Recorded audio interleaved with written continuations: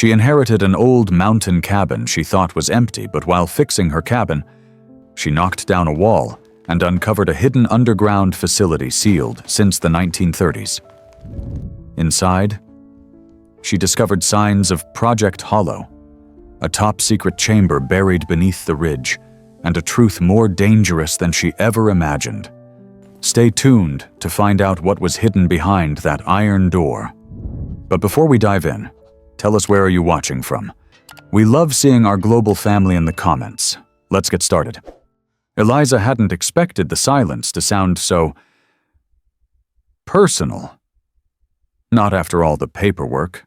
Not after the keys were pressed into her hand like some fragile apology. But as she stepped out of the county clerk's office into the thin Idaho mountain air, it hit her. The hush wasn't empty. It was listening. The cabin now officially belonged to her, though the word still felt like a stranger brushing past. Most of her adult life had been spent drifting through places she never owned. She'd slept on friends' couches, in backseat motels off desert highways, in damp rentals where the walls held arguments from tenants long gone. But this was hers, or could be, if she dared to believe she deserved it. The lawyer had warned her, fussing with his collar like the inheritance was a mistake. It's remote and untouched. Your uncle never modernized. It's a lot. She just stared past him, at a dusty photo of the ridge that now waited for her. "I'll see it first," she'd whispered. Now, bumping along a winding forest road in an old pickup, her dog Milo, part shepherd, part question mark, pressed his nose to the window. Somewhere ahead, behind the tangled trees, her cabin was waiting. And so was something else. The road narrowed into silence. Dirt crunching beneath the tires as Eliza's truck climbed toward the tree line. Pines leaned in close on both sides, thick and secretive. The forest here wasn't the kind that welcomed you. It tolerated you if you didn't ask too much of it. Milo stirred beside her, shifting from the passenger seat to press his nose to the glass again. His breath fogged a little patch of window, leaving behind ghostly half-moons that vanished as fast as they formed. He didn't wag his tail, but his body was alert, watchful. The last bend in the road opened into a clearing that looked like it had held its breath for decades. The cabin sat squat and silent in the middle, roof slouched under years of weather, front porch sagging slightly at the center like a tired man in a chair he'd occupied too long. No smoke from the chimney, no footprints in the snow, no life except what she brought with her. Eliza killed the engine. "We're home," she said softly. "Close enough." Milo leapt down first, stretching long and low until his spine gave a satisfying pop. He sniffed the air, ears tilting forward, tail moving just slightly in a thoughtful sway. Eliza stood beside him, taking it in. The air here was different. Colder, yes, but clearer. She could taste pine sap and the faint tang of old snowmelt. There were no humming power lines, no distant radios bleeding through drywall, just wind and tree and space. The front door resisted her at first, swollen in its frame, but a solid shoulder and a quiet curse did the trick. Inside, the air smelled of dust and old wood and maybe sage, though only the ghost of it now. Light fell in from the porch window in a soft diagonal, catching the floating particles like startled birds. Milo padded forward, nails ticking on the wood floor, nose working steadily as he mapped the space. She watched him circle the table, pause at the hearth, then move to the far window. Always alert, always cautious, always hers. The cabin was simple. One big room, a narrow kitchen nook, a loft above for sleeping. It wasn't pretty. Nothing here had been staged or designed, but it was real, honest, the kind of place where every splinter and scratch told a story. The kind of place you could fix with your hands. And maybe fix something else, too. That night, She unrolled a mattress in the loft, left a blanket for Milo at the foot of the ladder, and lay awake long after the fire had died. The wind curled under the eaves. The cabin creaked like an old man settling in his bones. But it didn't scare her. Not yet. The next morning, her hands found purpose. She aired out the rooms. She chopped wood, filled the stove, and warmed the bones of the cabin until the walls seemed to breathe again. She swept dust into piles, discovered long-dead spiders, and stacked the few books left on the shelves like they might matter again. She was rebuilding something, and it felt good. Until the water. "Eliza, what did you expect?" she muttered, crouching beside the crawl-space hatch with a flashlight. The pipes were shot, rusted through and mineral-choked, with one section split clean open like a popped vein. No plumbing updates since probably the 1950s. She could fix it. She would fix it. She'd patched worse with less. Years of working odd jobs, fixing other people's homes she'd learned how to make do. But still, for a long moment, she sat there, head resting against the wood beam, the weight of aloneness pressing down hard. There would be no landlord, no one to call, no one else to blame. Just her and Milo, watching from the doorway like a guardian of quiet things. She let out a long breath. Guess we start with what we can see. And that's when she decided this place wouldn't just be where she lived. It would be her reckoning, her rebuilding.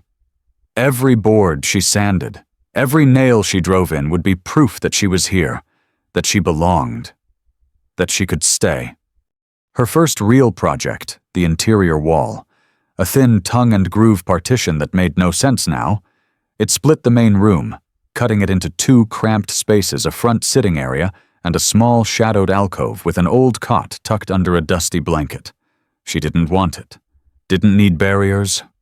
Not anymore.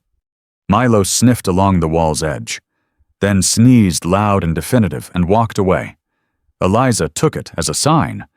She fetched the crowbar from the truck, ran her hand along the rough grain of the wood. "Here we go," she whispered, and set the metal teeth into the seam. The first plank groaned, but didn't resist. Dust billowed as she pulled, catching in her throat and stinging her eyes. Milo wisely stayed back now, watching from the doorway like an old man keeping judgment to himself. Board by board, she peeled it away. Beneath it, the alcove shrank, losing whatever illusion it had once held of being a room. Instead, it felt like a box someone had built around themselves, a cocoon of solitude. She didn't want that. She wanted light. She wanted space. She tore it down, all of it. And with every swing of the hammer, the cabin felt wider, warmer, more hers. Her arms ached. Sweat dampened her back despite the chill in the air. But it was a good ache, a real one. On the third day, while tearing at the last remaining section of the wall, the hammer slipped from her grip and clattered to the floor. She hissed through her teeth, shaking out her fingers, stepping back for a better look. Only a sliver of wall remained, 3 feet wide, a vertical strip of darker wood than everything else around it. She frowned. It wasn't structural. The ceiling beams were supported elsewhere. So, why had it been left? "Milo," she called softly. The dog padded over, tail low but steady, and sniffed the dark wood. He inhaled once, twice, and then let out a sound she hadn't heard from him in years. A low, uncertain whine, the kind he used to make in his sleep when old nightmares chased him. Her skin prickled. "It's just wood," she whispered, but even as the words left her lips, she wasn't sure she believed them. She tapped the hammer against the surface. The sound was muted. Not hollow exactly, just wrong, like something behind it didn't want to be known. "One more," she murmured, voice shaky. "Then we're done." She wedged the crowbar into the seam, leaned in with her weight, and the board snapped. Not cleanly, not easily, like bone breaking after years of pressure. Behind it was iron. Cold, dark, dull with age. And set into that iron was a handle. The iron panel stared back at her like something that didn't belong. Not here. Not in a weather-beaten cabin tucked away in the Idaho hills. Eliza leaned in, brushing away dust and splinters. Her fingers hesitated just before touching the metal. It felt too still, too deliberate. Milo had gone silent. He stood a few feet back, tail lowered, ears perked, his amber eyes locked onto the thing like it might move on its own. Eliza had never seen him like this, not since the trap.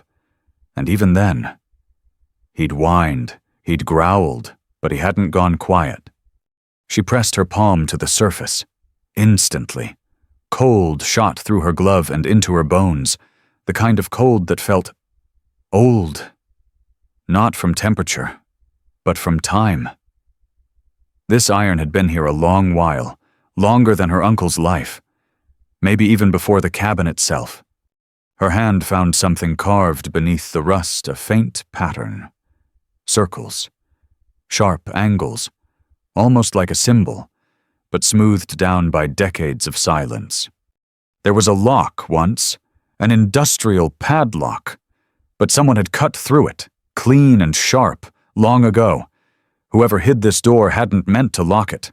They meant to hide it, to pretend it had never been there. Her heart thumped with something not quite fear, not quite curiosity, just urgency. Like a string had been pulled inside her chest, and it wouldn't let go. She looked to Milo. Still time to vote no. He didn't move, but his eyes stayed fixed on the door like he wanted her to stop. She wrapped both hands around the iron handle. It was corroded, but still solid. She braced her feet and pulled. At first, it didn't move. Then came the groan. It started low like the mountain was clearing its throat. Metal scraped against metal, vibrating up her arms. The seam widened just enough to let a thread of air escape. Eliza staggered back. It didn't smell like rot. It didn't smell like mold. It smelled like machines, old, sterile, bitter. The sterile tang of oil and metal long since shut down, but never truly dead. Milo snarled deep and low, his lips barely parting. A sound she hadn't heard in years. Not a bark, not even a warning. Something ancient, instinctive. She stood there, her hand still on the door, and realized this wasn't some quirky architectural secret. This was buried on purpose. She could have stopped, nailed the wall back up, called the lawyer, said the cabin was too much. But deep inside, Eliza knew this was her line in the dirt. She'd spent too many years running from decisions, from herself, from the idea that maybe, just maybe, she was meant to confront things instead of surviving around them. She pulled again. The hinges screamed. Dust rained from the ceiling. Somewhere outside, a flock of birds scattered into the sky. The door cracked open 2 inches, then 3. And behind it, a darkness so thick it felt solid. Air spilled out again, this time colder, wetter, carrying with it the scent of something long forgotten, something that should have stayed that way. She grabbed her flashlight, clicked it on, and stepped forward. Milo followed, close against her side. His body pressed to her leg like a shadow with a heartbeat. The beam of light cut through the dark, revealing a concrete corridor about 4 feet wide. Pipes ran along the walls, thick, rusted brackets. Some insulation still clinging to the lines like decaying bandages. The whole thing descended slightly, built into the slope of the mountain. There was no question now this wasn't a bunker built under the cabin. This was something the cabin had been built over, on purpose, maybe as a disguise, maybe as protection. They moved forward slowly. The air changed again, thicker now, almost buzzing. Her breath fogged. Her fingers shook not from cold, but from something she couldn't name: anticipation, dread, wonder. At the end of the corridor was another door. This one wasn't made of iron, it was steel. Solid. Bolted into the stone around it. No handle. Only a smooth, round plate at chest height, its surface worn down to a dull sheen. She reached out, palm flat.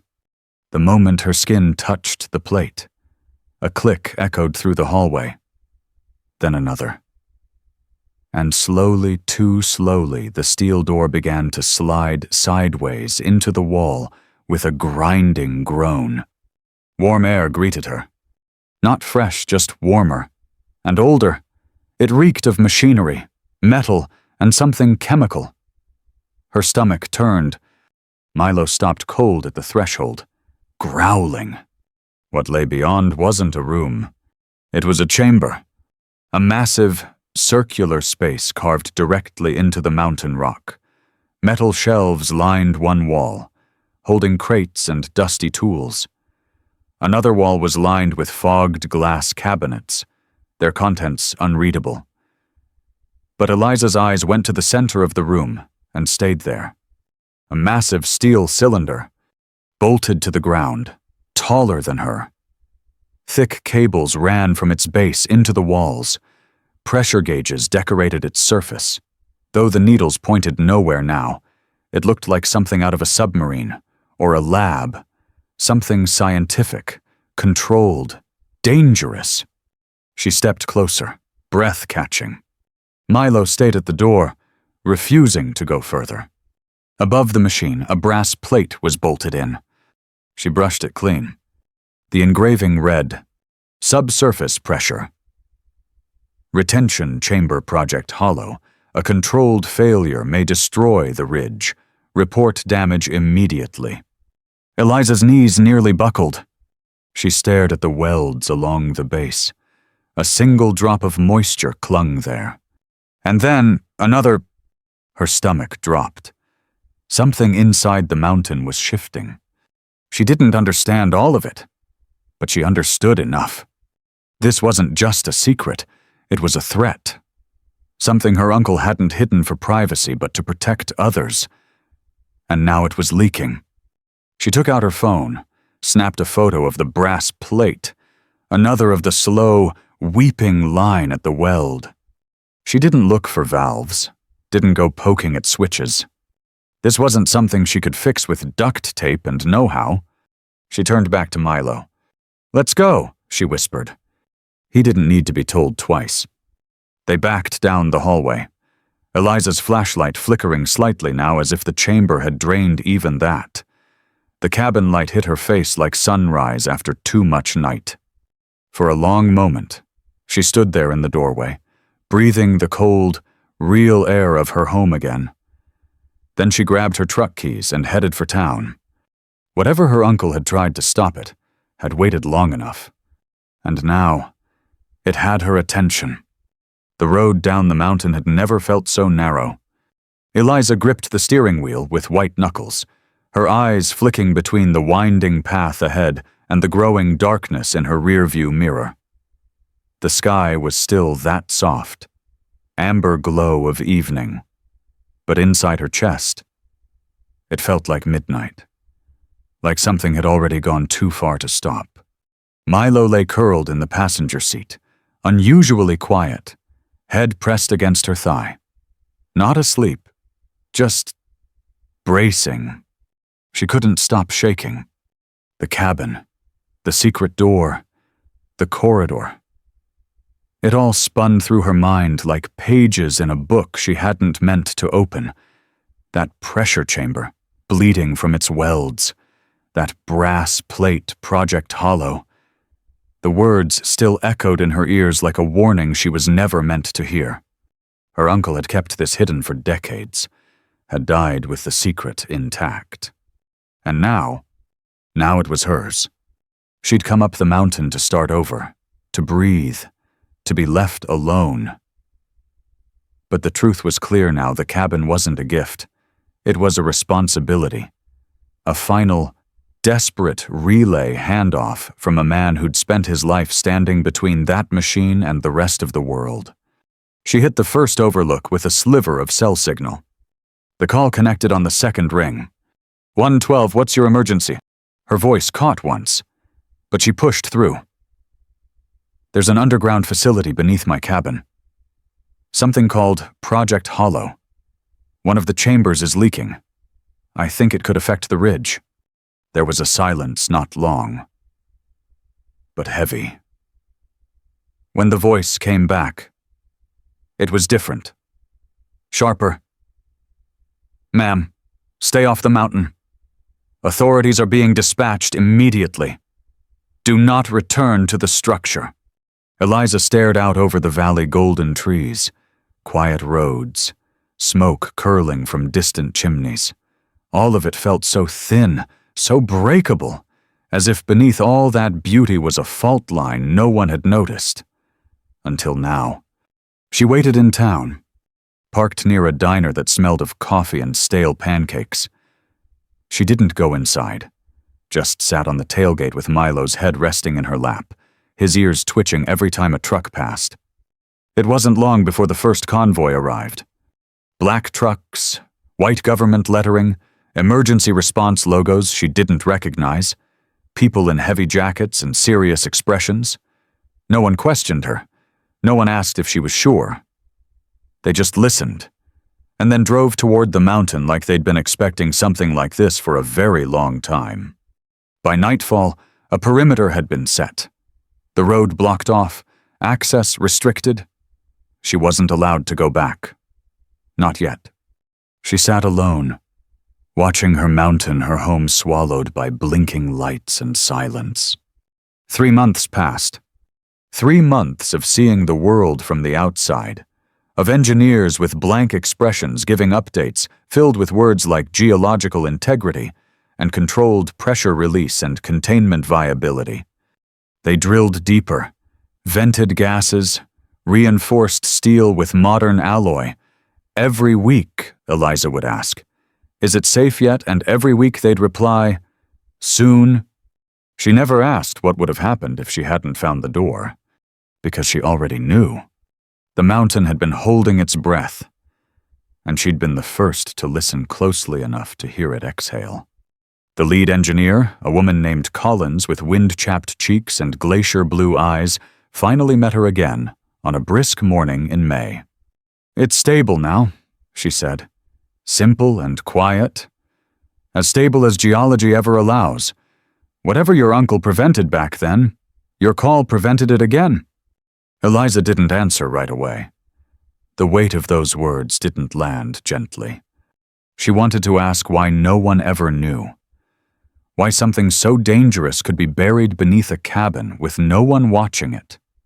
No signs, no fences, no file in any system she could find.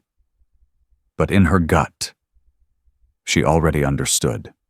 Some things were never meant to be recorded, only remembered. When the road reopened, she didn't rush back. She waited a full day.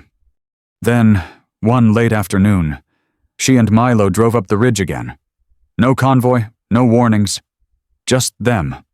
The cabin looked the same. The snow had melted off the roof. The porch boards had been reinforced. The wall she'd knocked down had been rebuilt, but beneath it now sat steel thicker than anything built in 1930, and a seal that would never open again. The forest whispered the same way it had before. The air still held that cold, clean bite. But Eliza, she was not the same. She sat on the porch that night, a mug of tea warming her hands. Milo curled at her feet. The world finally quiet again. But this quiet was different. Not the silence of being forgotten. The silence of peace. In the days that followed, she moved back in slowly, reclaimed the space one drawer at a time. She didn't tear down any more walls, didn't need to. The cabin didn't feel like a puzzle anymore. It felt like something understood, something earned. She found herself waking up earlier, walking with Milo along trails that curled behind the property, not looking for answers, just being. She even caught herself humming once. That was the moment it hit her what had changed. It wasn't the mountain, it wasn't the cabin. It was her, for most of her life. Eliza had drifted from town to town, job to job, carrying heartbreak like luggage, never staying long enough for the dust to settle. But now she belonged somewhere. Not because someone gave her a deed, but because she'd faced the truth of a place and didn't run. And she'd done something about it. She thought about her uncle often, about how he'd built his life around a secret no one could know, about how alone he must have felt, and how, in the end, he'd trusted her with it not through words, but through inheritance, through the act of passing something forward, even if he never explained why. Maybe that was the only way he knew how to say, "I believe in you." She whispered it once, standing at the base of the rebuilt wall. "Thank you, Henry." Milo wagged his tail gently, then bumped his head into her hand, demanding the kind of affection that grounded her in the present. She knelt beside him and scratched behind his ears. "You did good too." She smiled. "All of this started because you smelled something behind a wall." The breeze stirred the trees. A hawk called out in the distance, somewhere below. The town lived its quiet life, unaware of how close it had come to crumbling. And here, above it all, a woman who used to run finally stood still. Not because she had nowhere else to go, but because she had finally found a reason to stay. 3 weeks passed. The mountain had gone quiet again. Eliza settled into something close to routine. Morning tea on the porch, long walks with Milo, small repairs to the cabin that finally felt more like home than inheritance. For the first time in years, she wasn't thinking about where to go next. She had arrived. And yet, something still hummed beneath the peace, like the echo of a question she hadn't asked yet. One morning, while clearing out the attic crawl space above the loft, she found it. A box. Wooden, old, heavy, wedged behind insulation that crackled like dry leaves. Not hidden well, not like the iron door, but placed carefully, almost like it had been left for her to find after everything else. Milo sat at the ladder below, head tilted, watching as she dragged it into the light. No markings, just a single latch, worn smooth by time. She opened it. Inside were letters. Stacks of them, all addressed to her Uncle Henry, and one addressed to her. "To whoever finds the door." Her breath caught. The envelope was old, yellowed at the corners, the handwriting uneven. She turned it over, heart pounding. Inside was a single sheet of paper. No signature, no date, just a message. If the chamber fails, it won't be fast. It will begin with tremors not in the earth, but in memory. The pressure is more than physical. It holds something older than this mountain, older than us. If it wakes, do not go alone. Find the other key. The valley isn't safe without both. She read it 3 times, then a 4th. The other key, tremors in memory. It didn't make sense, but somehow it also made too much sense. Her hands trembled as she folded the letter back. Because deep down, she knew the story wasn't over. The engineers had sealed the chamber, reinforced the tunnel, buried it under steel and concrete. But they hadn't found a second key. They hadn't even known to look for one. And the letter hadn't been written by Henry. She could feel it. The tone was different, urgent, frantic. Even. Eliza stood in the center of the loft, the light from the attic slanting across her face. She wasn't imagining it. That humming inside her chest, that sense of something unfinished, It had just found its name. She had to find the other key. But where? She started with town records. She didn't mention the letter, didn't say Project Hollow out loud, just pretended she was researching family land history. The county clerk, a woman named Ruth, gave her a dusty stack of property records and a box of unindexed maps with a sympathetic smile. "Be careful digging too deep, honey," Ruth said. "The past tends to bite back up here." Eliza smiled, but her fingers tightened on the folder. In the maps, she found it. A survey drawing from 1931, barely legible, with a thin pencil line labeled Secondary Shaft Access. Sealed. It pointed to the northern side of the ridge. Rough terrain. No trails. No roads. Just wilderness. And a note, ownership transfer, Caldwell, B. Faulkner, 1937. Faulkner. The name didn't mean anything to her. But Henry had written to someone, and someone had written back.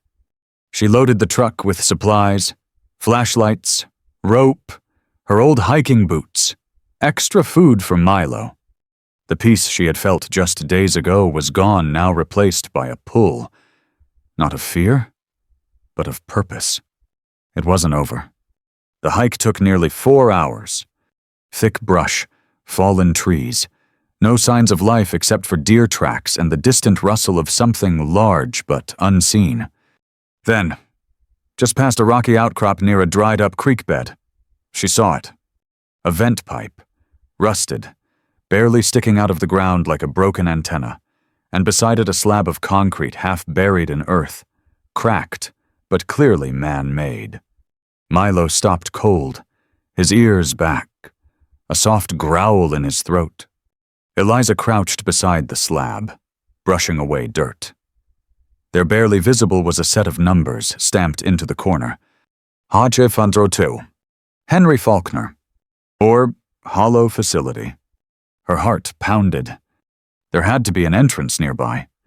She circled the clearing, and after nearly an hour of searching, she found a hatch. Steel, covered in moss and fallen pine needles, locked by a rusted mechanism that snapped loose with 2 strong hits from her hatchet. The hatch creaked open, and beneath its stairs, old, crumbling, leading down into cold, still air, Milo whined. Eliza clicked on her flashlight. "This is it," she whispered, and descended. The chamber was smaller than the first. No massive machines, no blinking gauges, just a narrow corridor leading to a circular room. In the center was a pedestal, and on it a small metal object. She stepped closer. It looked like a puzzle box, circular, with 4 rotating rings etched with worn symbols. But her breath caught when she saw the engraving along its base. If opened, return it. If forgotten, remember it. If lost, forgive it. She lifted it. It was cold and too heavy for its size. Suddenly the floor vibrated. Not violently, not even loudly, just enough for dust to shift. A low hum, not mechanical, almost like a frequency passing through her. And in that moment, her perspective snapped. This wasn't about pressure. Not just about the mountain. This was about containment. Not of gas, but of something else. Something Henry and whoever came before him had held at bay, not just with steel and bolts, but with memory. The key wasn't just a device. It was a trigger, and someone somewhere might want to use it. She stood frozen, the object in her hands. Then slowly, Milo pressed against her leg, grounding her again. "We're not done yet," she whispered. And for the first time, she wasn't scared. She was ready. The sky was beginning to dim by the time Eliza reached the cabin again. The box was still in her backpack, heavy, silent, strangely warm now, as if her touch had stirred something inside it. Milo stayed close to her side, more alert than usual, his body tense even when they were standing still. She hadn't spoken since they left the second chamber. Not because she didn't have words, but because none of them felt big enough, She stood in the doorway of the cabin for a long time before stepping inside. The air was still, the fire cold in the hearth. She didn't light it, didn't need the comfort yet. What she needed was clarity. She placed the box on the old table in the center of the room and sat in front of it. It didn't hum, didn't glow, but it felt aware. Not alive exactly, but not passive either. She ran her fingers over the etched rings again. The symbols were worn, but not random. Circles, triangles, intersecting lines, the kind of design meant to mean something once, but now buried under time and silence. She thought of the letter. Tremors in memory. Maybe this wasn't about geology. Maybe it never had been. That night, Eliza didn't sleep. She sat in the loft with Milo curled beside her, watching shadows crawl across the ceiling, listening to the wind whisper through the pines like a voice just out of reach. She thought about Henry, a man who'd lived decades with this weight, who built his entire life around keeping something in, not because he was paranoid, but because he knew.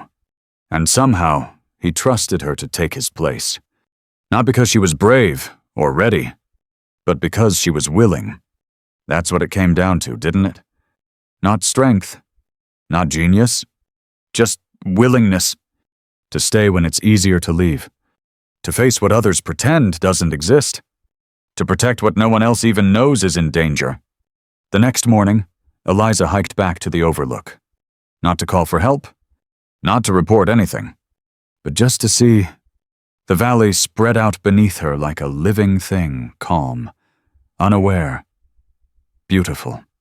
Children would go to school that day. Couples would fight over coffee. Dogs would bark at squirrels. Life would go on, only because someone had carried a secret long enough for it to. And now that someone was her. She sat on a rock with the box in her lap and let the wind hit her face. Then, for the first time, she let herself ask, why me? Why did Henry leave it to her? Why did fate, or whatever it was, place this burden on a woman who had spent most of her life avoiding roots, running from permanence and dodging anything that looked like responsibility? And slowly, painfully, the answer surfaced. Because she had nothing left to prove. Her life hadn't been glamorous. It hadn't even been steady. But it had been honest. She knew what it meant to survive without a safety net. To fix what others abandoned. To stay long enough in one place to hear its heartbeat even when it scared her. She wasn't chosen because she was extraordinary. She was chosen because she knew how to begin again. Later that afternoon, she returned to the second chamber. The stairs were darker this time, the silence thicker. But she didn't hesitate. She walked with purpose now, not because she had answers, but because she was done being afraid of the questions. The box still hadn't opened. But as she reached the pedestal again, she noticed something she hadn't before. A mirror. Cracked, old, barely reflective. It was built into the far wall, not decorative, but intentional. And just above it, carved into the concrete. To lock it away, you must first face yourself. Eliza stepped toward it slowly. She looked into her reflection and didn't recognize the woman staring back, not because she looked different, but because for the first time, she looked real. Tired, but grounded. Haunted, but resolute. The version of herself she'd been running toward, and away from all her life. She reached out and touched the glass. And behind her, the box clicked. The sound was soft, almost apologetic. She turned just as the rings began to rotate on their own. 1, 2, 3, each aligning with a symbol that felt known, even if she couldn't name it. When they stopped, a compartment in the center opened. Inside, nestled in black velvet, was a key. Not like a house key, not even like a vault key.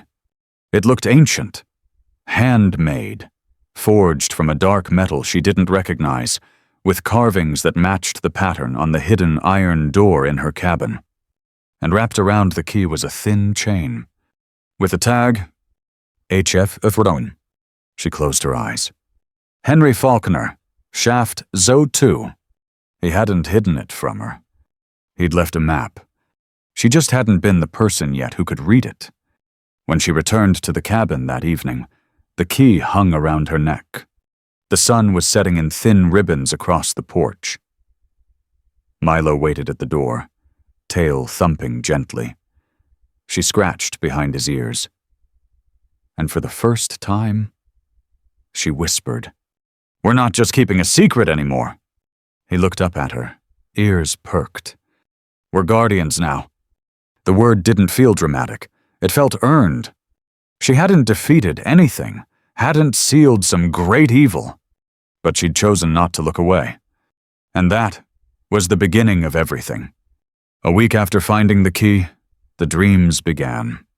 They weren't nightmares, at least not in the traditional sense. There were no monsters, no screams, just pressure, a feeling like something was moving just beneath her thoughts. A rumble with no sound, a breath held for too long. Eliza would wake in the middle of the night, drenched in sweat, the cabin quiet around her, Milo at the foot of the bed, eyes already open, watching, waiting. She wasn't sure what they were waiting for, until the tremor came.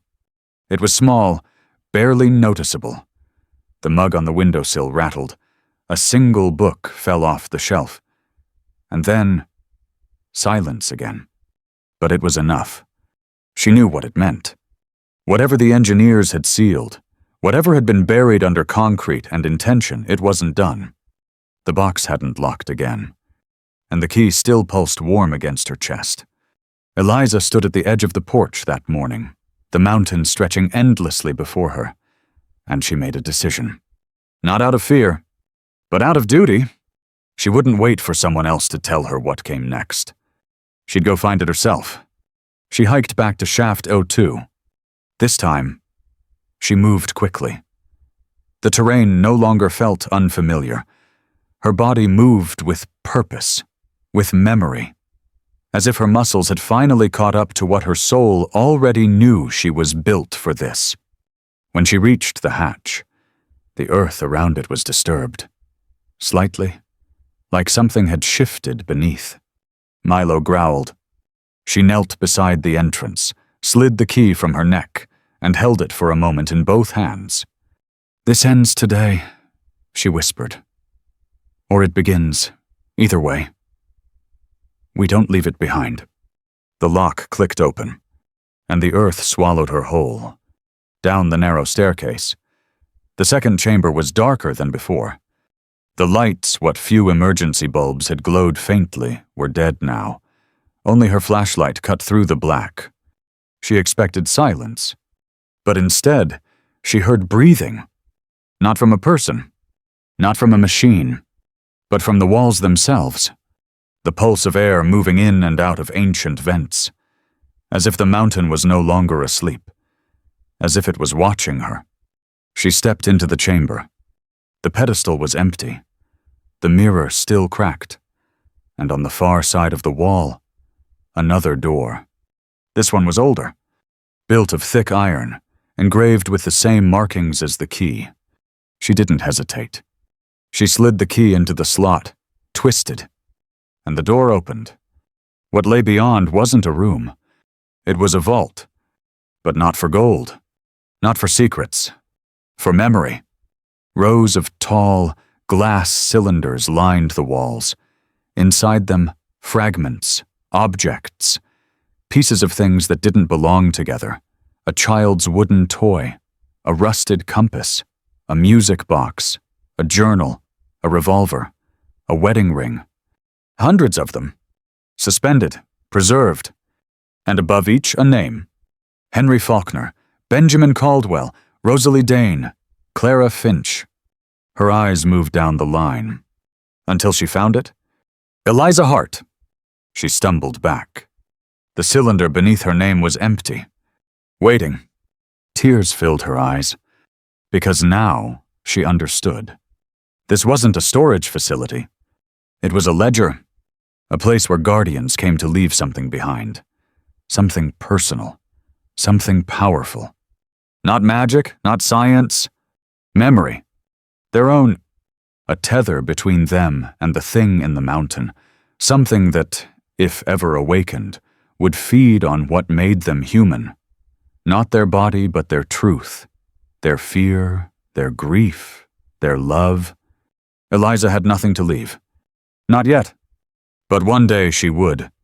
And the vault would still be here. Waiting. She closed the door behind her and climbed back to the surface.